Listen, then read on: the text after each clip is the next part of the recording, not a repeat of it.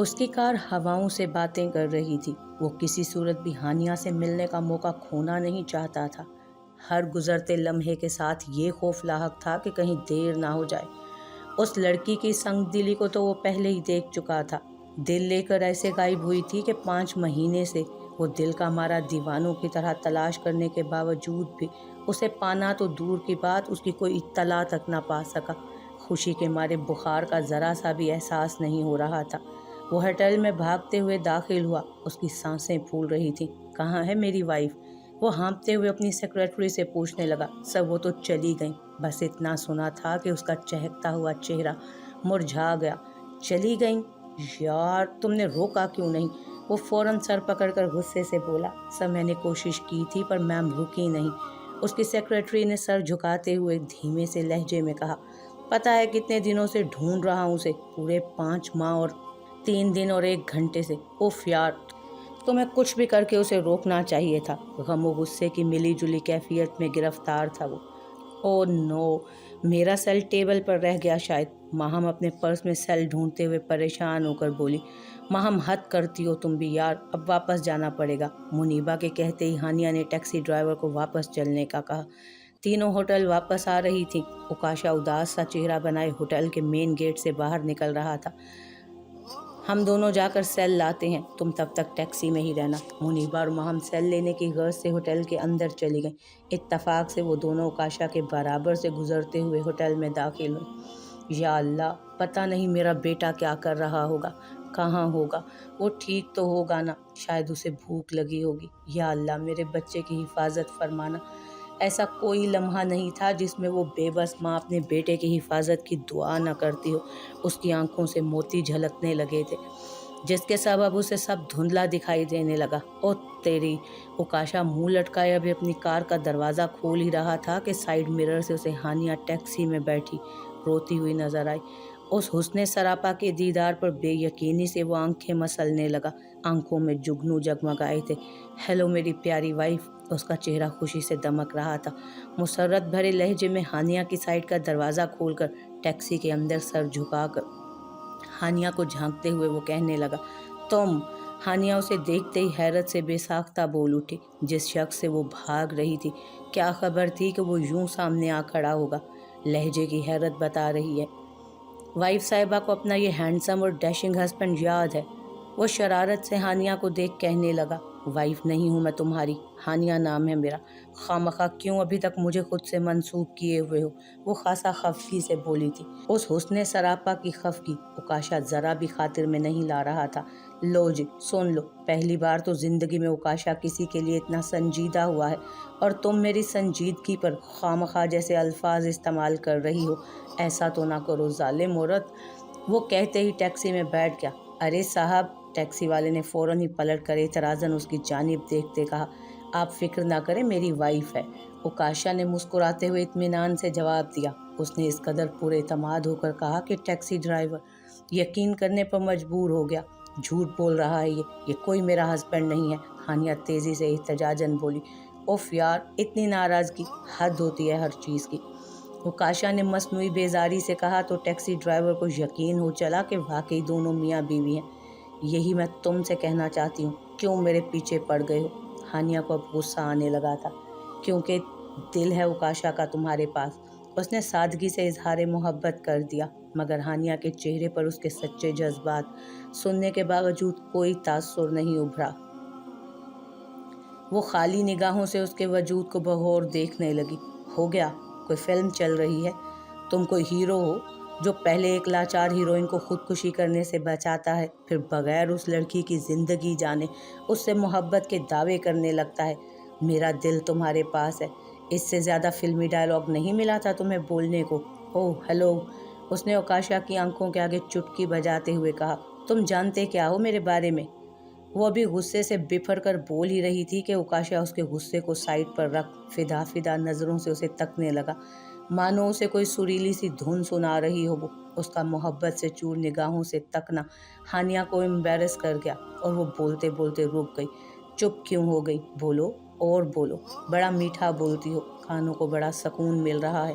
اوکاشا کا جملہ سنتے ہی ڈرائیور کا کہا ٹیکسی میں گونجا۔ تم؟ اوف! हानिया को आखिरकार उस दीवाने ने लाजवाब कर छोड़ा था। तुम चीज़ क्या हो उकाशा? हानिया मुंह फुलाकर हार मानते बोली। वैसे साहब जी, आप बड़ी मस्त चीज़ हैं। ड्राइवर भी उकाशा को दाद दिए बगैर न रह सका। शुक्रिया, बस दुआ करना यार तुम्हारी मेम साहब मान जाए। हानिया उसे घूरी से नवाज रही थी, पर उसने तो हानिया के गुस्से पर तो नोटिस बोर्ड लगा रखा था, तुम अभी गाड़ी से उतरो। हानिया दांत पीसते हुए बोली। क्यों, गाड़ी तुम्हारे बाप की है? उकाशा तो जैसे महजूज हो रहा था उसे तंग करके। तो क्या तुम्हारे बाप की है? हानिया ने एक हाथ कमर पर टिका कर गोया मैदान में उतर कर कहा। आप दोनों मियाँ बीवी लड़ किस बात पर रहे हैं? मुझ मोटी अकल को तो अभी तक यही समझ नहीं आ रहा। ड्राइवर अब पीछे मुड़कर दोनों को देख उलझ कर कहने लगा। आपसे कितनी बार कहूँ, हम मियाँ बीवी नहीं हैं। हानिया खासा जोर देते हुए ड्राइवर को देखकर बोली। हाँ हाँ, ये सच कह रही है, मैं इसका हस्बैंड नहीं हूँ। उकाशा ने तंजिया झुंझलाते हुए कहा। जी हाँ, यही सच है, तुम मेरे हस्बैंड नहीं हो। हानिया उसके चेहरे के नज़दीक आकर आंखों में आंखें डालकर अकड़ कर गोया हुई। हाँ भाई, मैं भी तो यही कह रहा हूँ कि मैं तुम्हारा हस्बैंड नहीं हूँ। बस मैं झूठा, डॉक्टरनी साहिबा झूठी, मेरा पूरा होटल का स्टाफ झूठा, मेरी ईशा खाला झूठी और मेरे वालिदैन झूठे, बस एक तुम सच्ची हो। उकाशा हाथ धोकर उस बेचारी सीधी सच्ची सी लड़की के पीछे पड़ गया। वो सब गलत फहमी का शिकार हो गए हैं, और इस गलत फहमी की बुनियाद भी तुमने डाली थी अस्पताल में। तो ठीक है, इस गलत फहमी को हकीकत का रंग दे दो, सब खुश हो जाएंगे, खास तौर पर मेरे वालिदैन। उकाशा ने अपने मतलब का हल निकाला। मैं क्यों एक अजनबी से शादी करने लगी? हानिया के कहते ही वो जो सानियों के लिए खामोश हुआ था। हाय, मेरा नाम उकाशा है। आपकी ये शानदार टैक्सी जिस होटल के बाहर खड़ी है वो मुझ गरीब का है। मैं महीने का अच्छा खासा कमा लेता हूँ, कम खाता हूँ, कम पीता हूँ और कम सोता हूँ। हाँ, बोलता बहुत हूँ। मेरी पैदाइश ऑस्ट्रेलिया की है, वहीं पला बड़ा हूँ। बचपन से एक ही करीबी दोस्त है मेरा, उसका नाम ओरहान है। उकाशा की तरह वो भी बहुत दिमाग खाता है। ऑस्ट्रेलिया में दादों के साथ रहा, उनके इंतकाल के बाद पाकिस्तान अपने वालिदैन के पास आ गया। तब से अब तक ये नाचीज़ यहीं मुकीम है। मेरे दादा दादी दोनों का इंतकाल हो चुका है। हाँ, अलबत्ता नाना नानी जिंदा है, एक छोटी बहन भी है, उकाशा की तरह बहुत खूबसूरत सी। एक खाला है और वहीं चाची भी हैं। उनका एक बेटा है, बिल्कुल मेरे भाइयों जैसे। उसका नाम।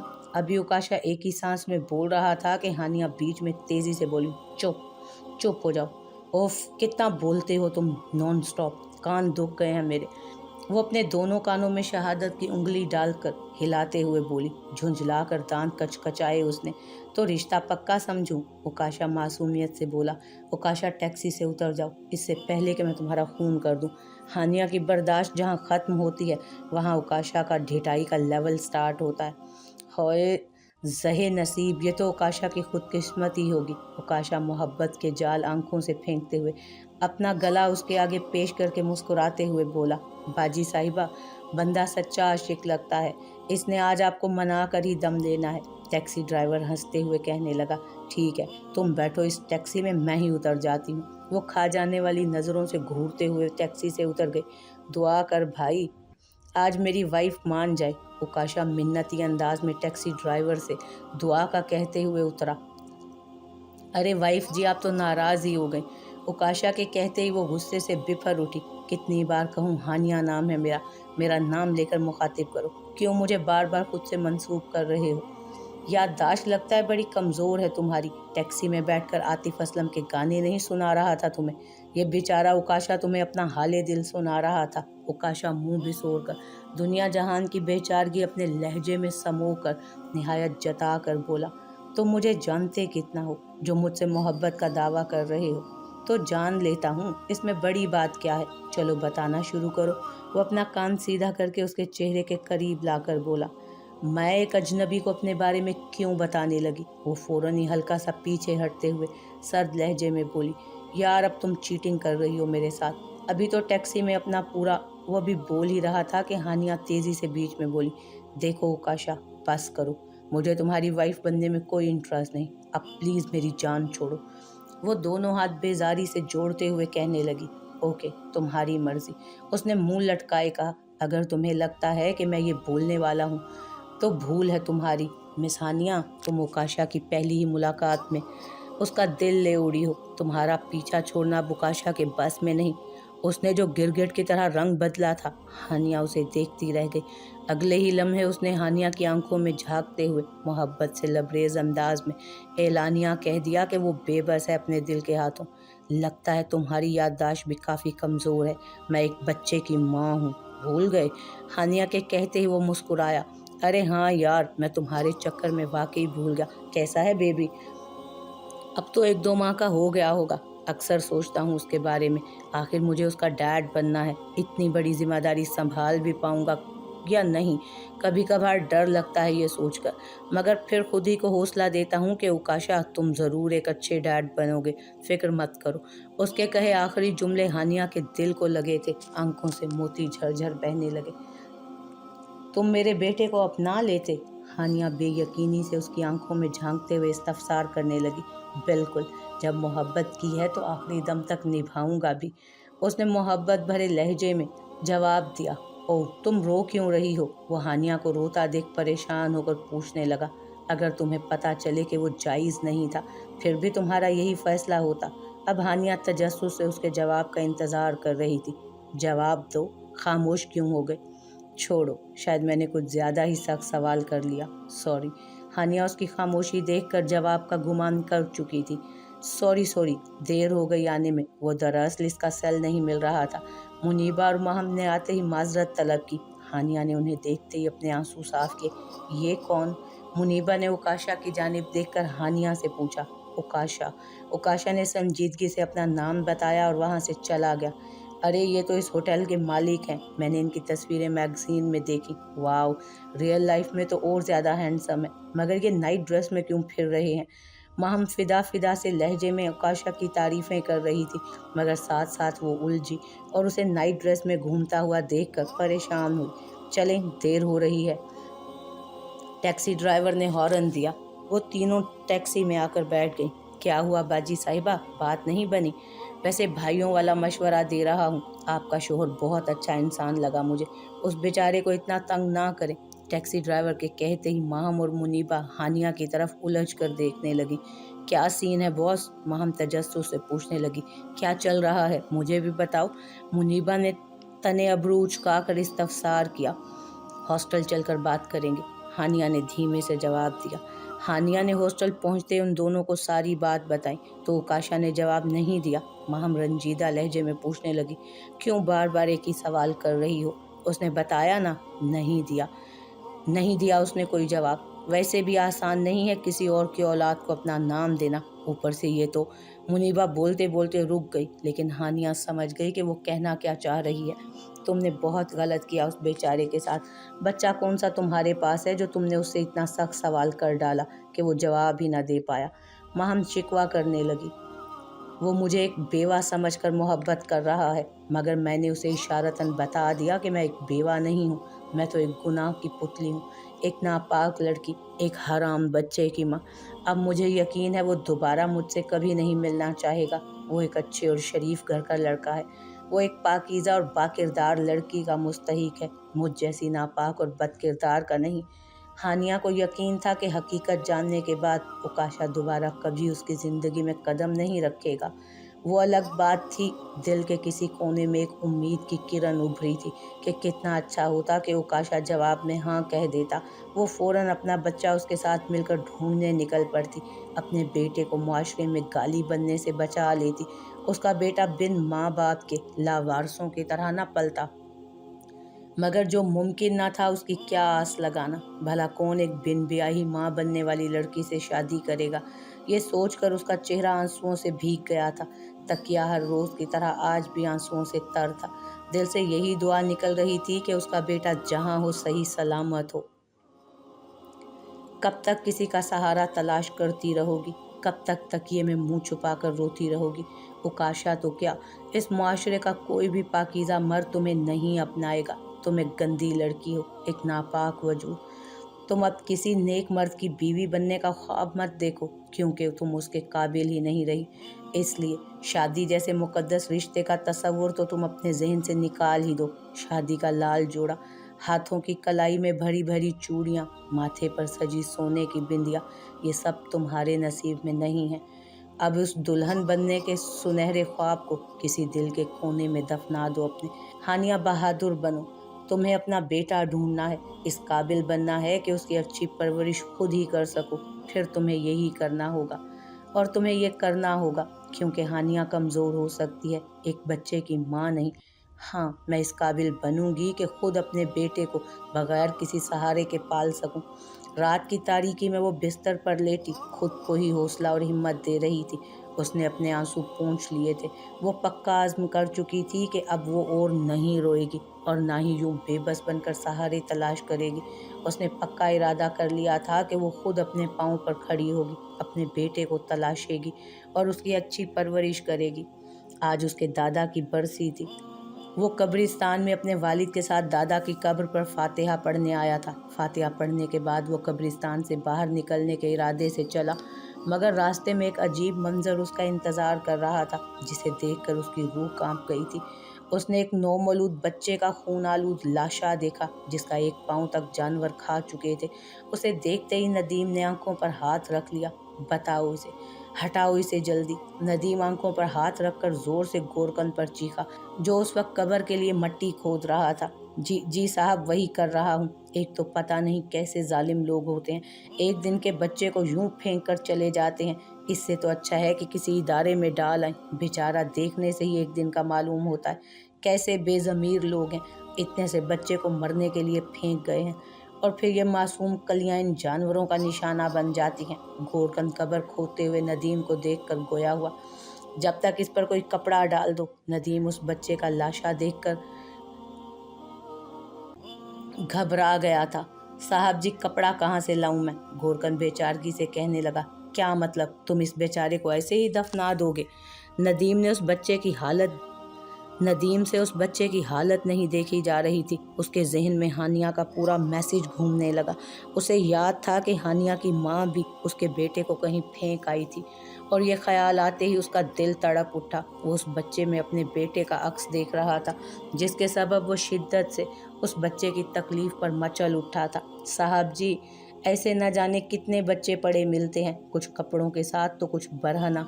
मैं गरीब आदमी, इतने सारे कफन कहाँ से लाऊं? एक दो हों तो इंसान अपना पेट काट कर उन्हें कफन दे भी दे, मगर आप जानते हैं ये तो रोज़ रोज़ का मामूल होता जा रहा है। जैसे जैसे लोग मगरबी तर्ज इख्तियार कर रहे हैं, वैसे वैसे इन बच्चों की तादाद में भी इजाफा हो रहा है। गोरकन की बातें सुनकर उसे शिद्दत से एहसास हुआ कि इस तरह के बच्चों को तो कफन तक नसीब नहीं होता, उल्टा वो जानवरों तक का लुक्मा बन जाते हैं। क्या मेरे बेटे के साथ भी यही सब हुआ होगा? नदीम रंजीदा होकर खुद से पूछने लगा। क्या कर रहे हो यहाँ खड़े होकर? नदीम इस कदर मलामत में गिरफ्तार था कि पीछे से आने वाले शख्स की उसे ज़रा खबर ना हुई। ओ हेलो, कहाँ गुम हो हीरो?